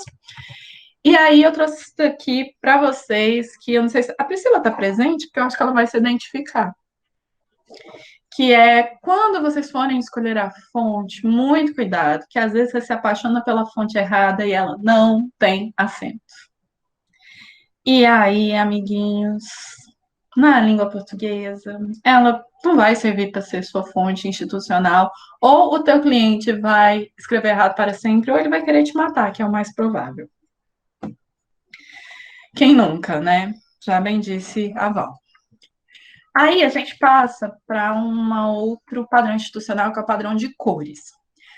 As cores institucionais, elas são formadas pela combinação de determinadas cores, sempre aplicadas nos mesmos tons. Elas vêm como elemento secundário e elas ampliam as cores que você tem nos elementos primários. E o objetivo é que elas aumentem a eficiência do sistema e que elas contribuam para o alto grau de pregnância daquele sistema.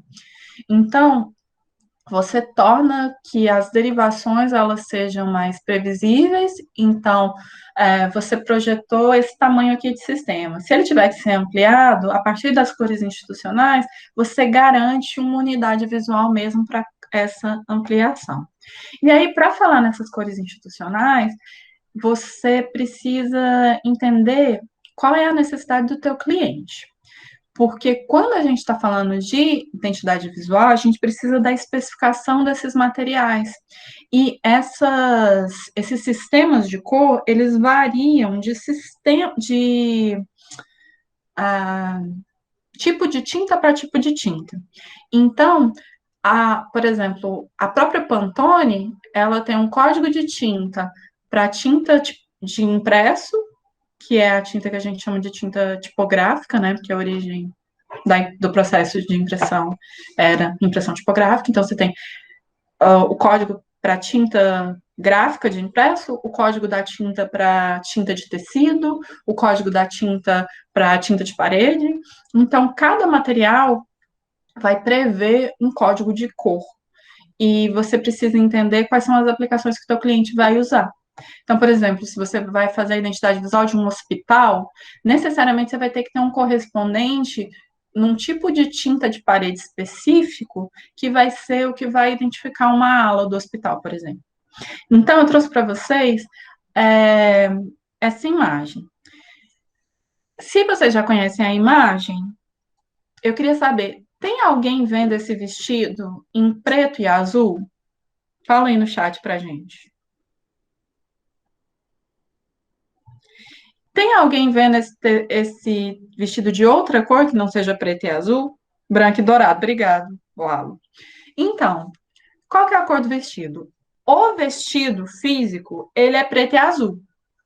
Mas a foto foi tirada de uma maneira que, dependendo se você tem mais presentes no seu sistema óptico, mais... Ai, gente, eu sempre me confundo. A gente tem bastonetes e formando no olho, aquele momento de velha. As célulazinhas dentro do nosso olho são, vamos lá. A gente, dentro do nosso sistema óptico, a gente tem dois tipos de células. Uma, ela vê melhor as definições da forma e outra vê melhor a luminosidade. Cones e bastonetes, muito obrigada, memória. Quando você tem mais cones, você vai ter mais sensibilidade nos cones ou nos bastonetes. Quando é num caso, você vê azul e preto, que é como eu vejo, e quando é no outro caso, você vê branco e dourado. Então, cor é isso, gente. Cor é incidência de luz. Esse número que tá sobrando aí, gente, é um erro, tá? Então, assim, a cor, ela é incidência de luz. Então, o cérebro, ele vai ter uma liberdade nessa interpretação. Eu, por exemplo, tenho um problema em casa. Eu tenho uma toalha que, para mim, ela é rosa.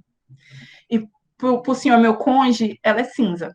Como é que ele não consegue ver rosa naquilo? Para mim é um mistério, mas é isso. Cor, ela tem a ver com a maneira como o teu cérebro interpreta aquele estímulo luminoso. Então, a gente precisa garantir através do quê? Da padronização das escalas cromáticas. A gente, essencialmente, trabalha com duas escalas cromáticas principais. Uma que é a partir da luz, que é a escala RGB, cujas cores primárias são red, green e blue. E aí a gente tem como cores secundárias magenta, ciano e yellow, e a junção de todas as cores na mesma proporção chega no branco.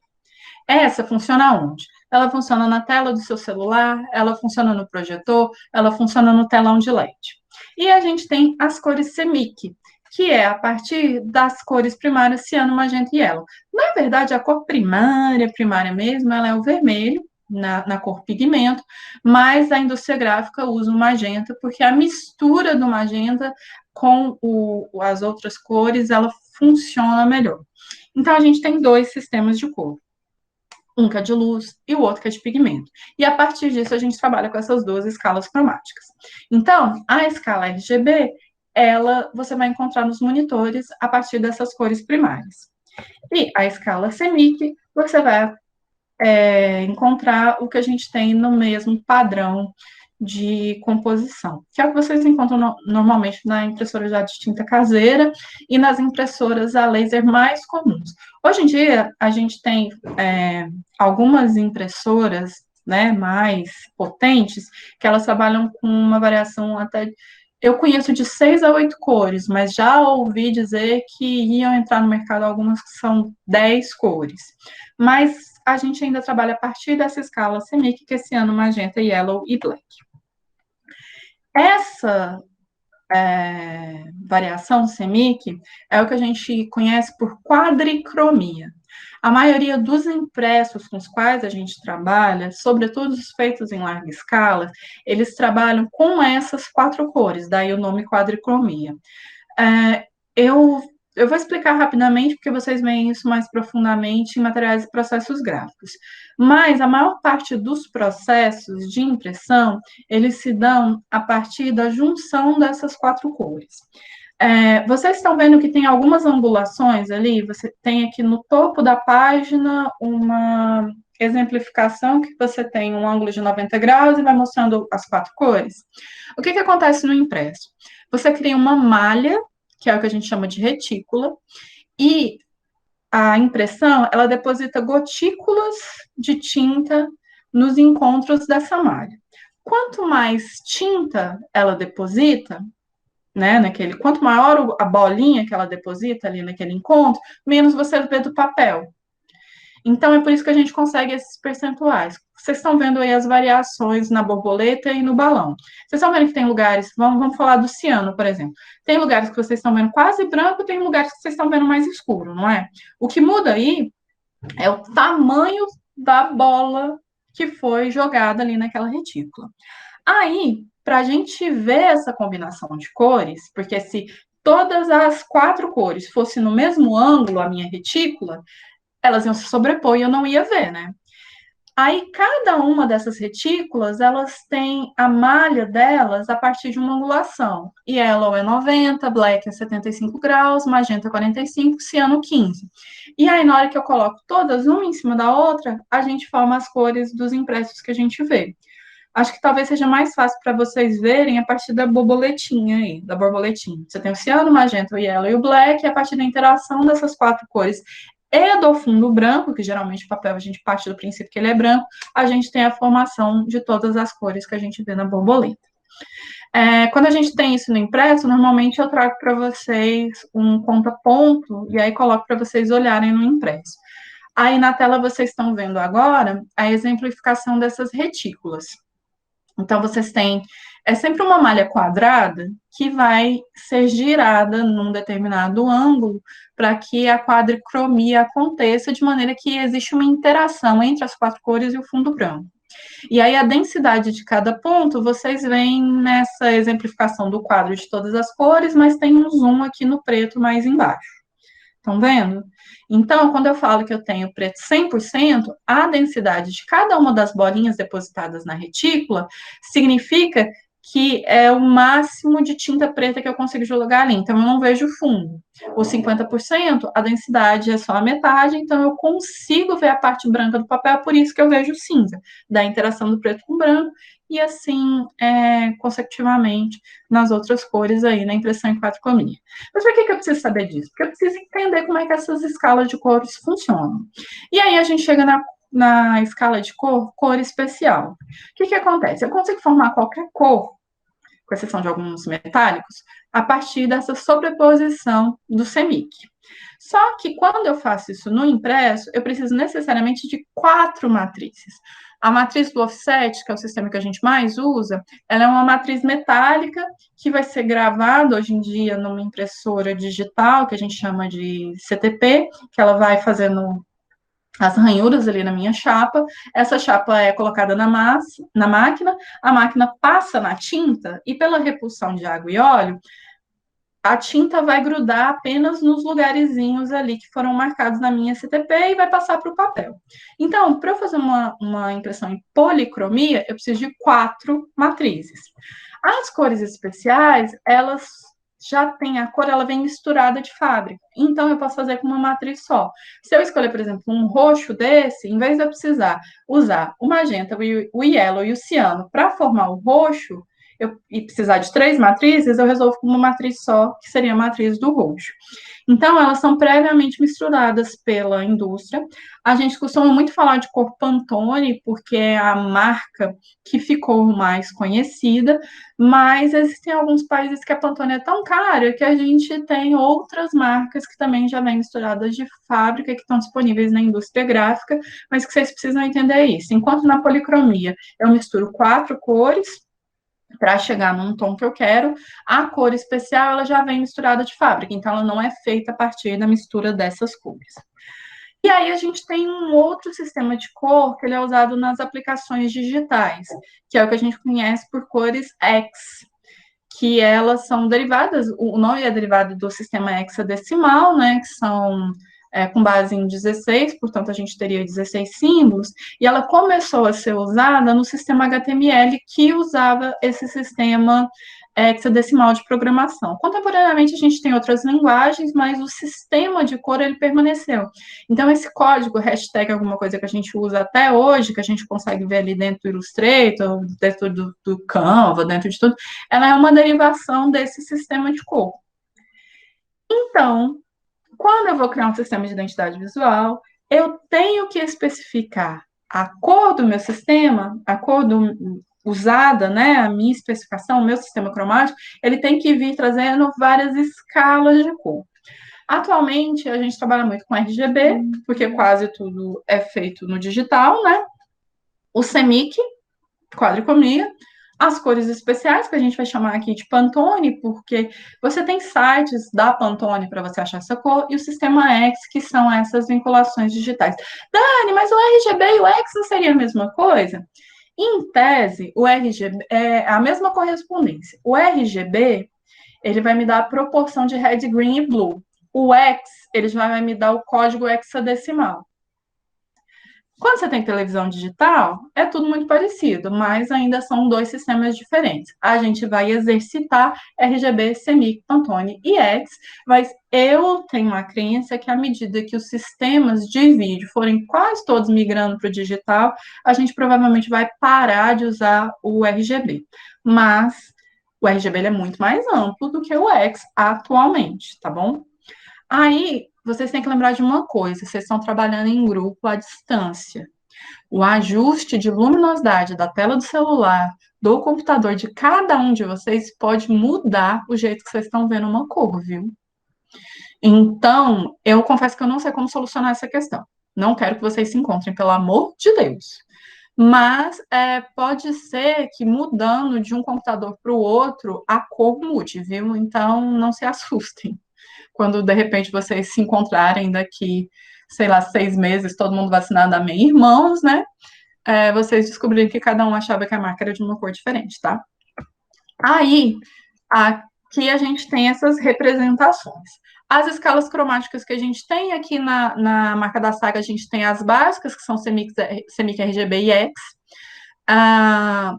Eles podem não necessariamente querer usar cor especial. Cor especial normalmente é de impresso, então se você tem uma marca completamente digital, não faz sentido você precisar dessa cor, mas nós vamos trabalhar sim com CMYK, RGB e X, né? Que não tem jeito. E no caso deles, eles não usam cor especial. Aqui a gente tem as cores institucionais da Cielo, e aí eles só usam 2 cores. E aí, olha como você criar esse sistema é interessante. Você tem as cores institucionais a partir das cores que você tem na marca, que só são 2, velho. É aí que você vê que o designer era muito bom, porque ele conseguiu criar um padrão, uma unidade visual só com 2 cores. Cara, esse cara é muito gênio. Gostaria de ser ele. Gostaria. A Leite está perguntando assim, a diferença de cor quando compartilha a tela do Note na TV é gritante de todo mundo. Você precisa ver a diferença. Eu tenho diferença do celular para a tela do computador. Vocês são de uma geração que quase não usam luminosidade, né? Brilho na tela do celular. Vocês vão ver o tanto que é diferente do celular para a tela do computador também.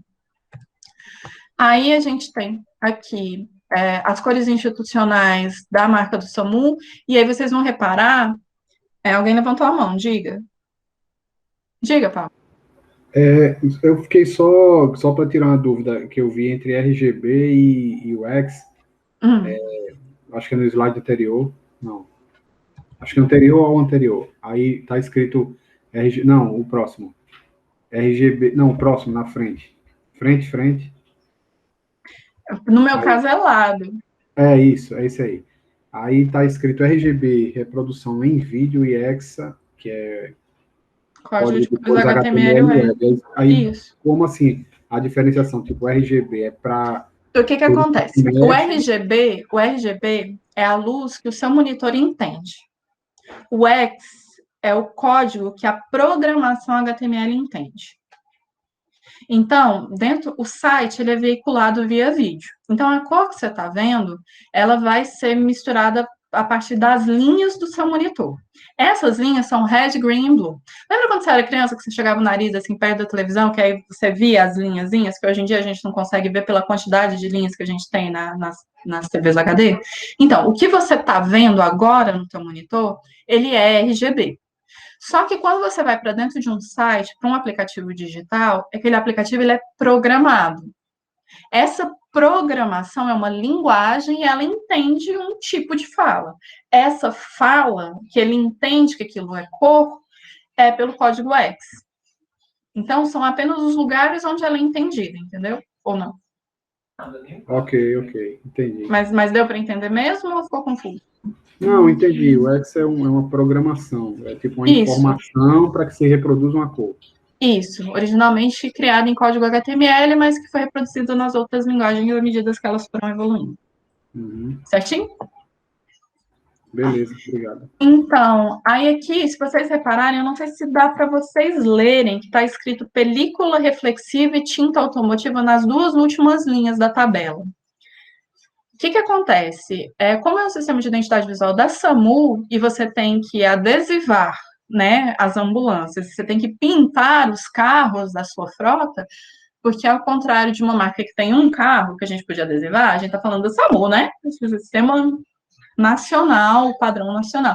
Então, você precisa da correspondência daquelas cores, do código correspondente, nestes dois materiais, que é uma realidade ali daquela empresa.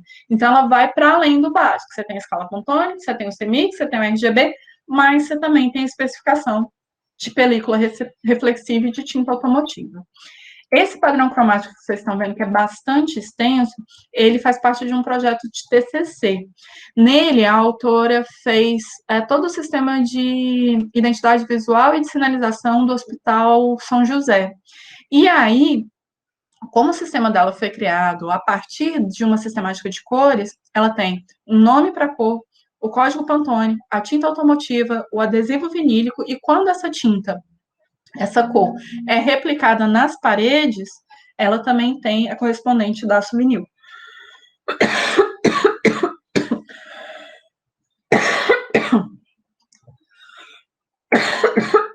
E aqui a gente tem o sistema do SESC, e no sistema do SESC, eles têm a Pantone, o que eles chamam de escala Europa, que eu só vi o sistema CMYK chamado de escala Europa nesse manual do SESC.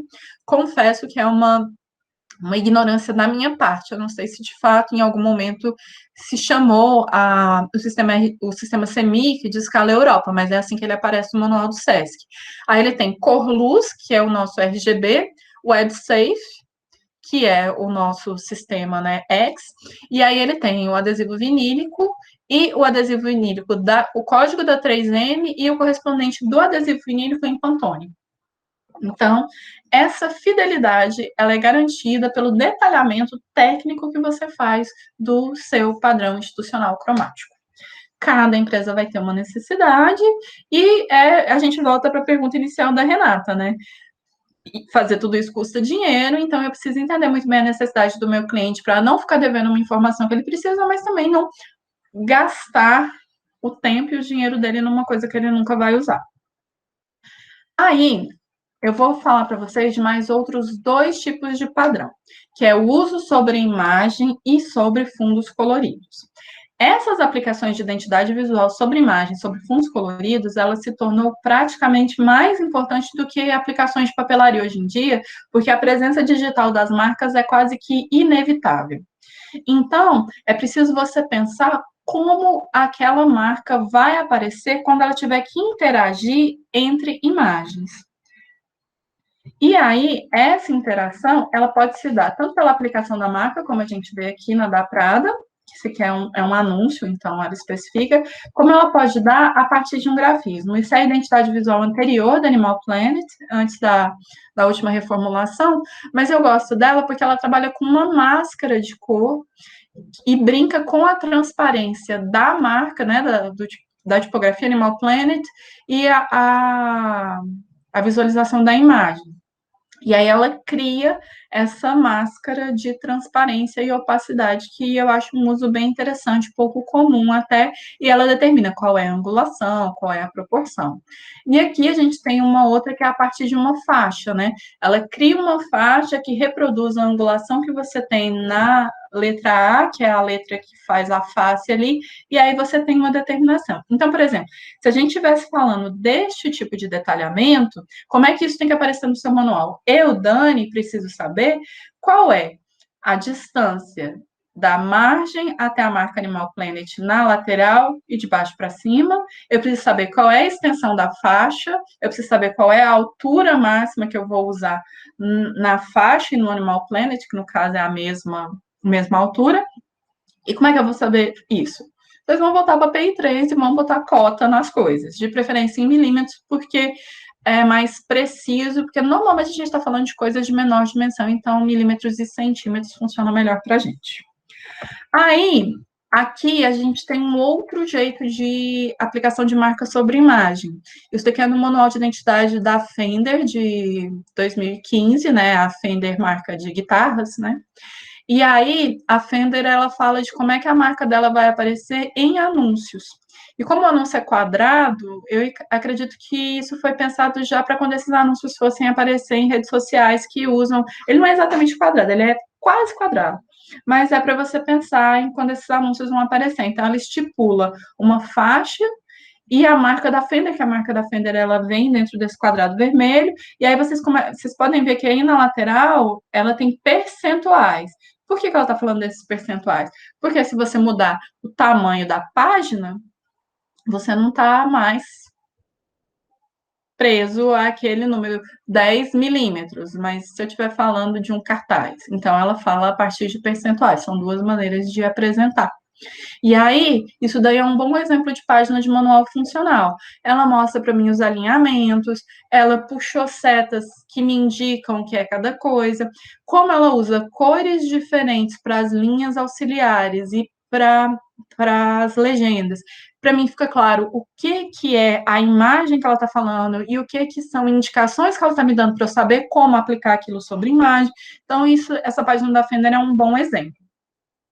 Aí, eu nem vi que já eram 6h30, gente, desculpa.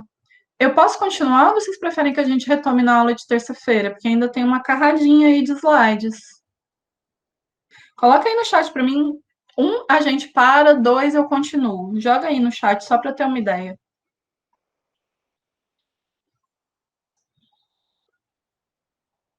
Aí 2 pessoas colocam, e uma coloca 1 e a outra coloca 2. Vocês acabam comigo.